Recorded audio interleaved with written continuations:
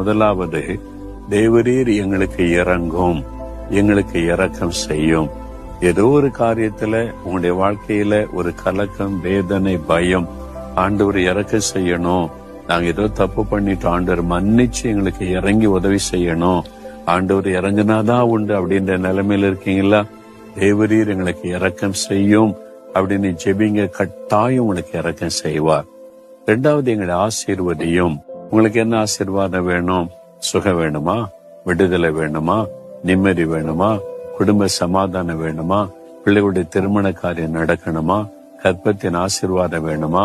கடன் பிரச்சனை மாறணுமா? என்ன ஆசீர்வாதம் வேணும்?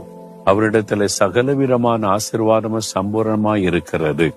நீங்க தான் என்னை ஆசீர்வதியும், எங்களை ஆசீர்வதியும், எங்கள் குடும்பத்தை ஆசீர்வதியும், நான் செய்கிற ஊழியத்தை ஆசீர்வதியும், என்னுடைய தொழிலை ஆசீர்வதியும், என் கையின் பிரயாசத்தை ஆசீர்வதியும், என் நிலத்தை ஆசீர்வதியும், என் பிள்ளைகளை ஆசீர்வதியும் என்று ஜெபம் பண்ணணும்.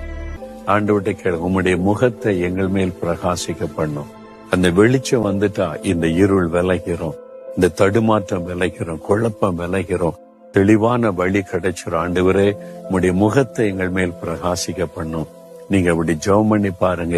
உங்களுடைய வாழ்க்கையில காணப்படுகிற அந்த பயமாகிய இருள், கலக்கமாகிய இருள் உங்களை வாழ்க்கையை விட்டு விலகி ஒரு வெளிச்சம் உண்டாயிட்டு ஒரு பெரிய மன மகிழ்ச்சி வந்துடும்.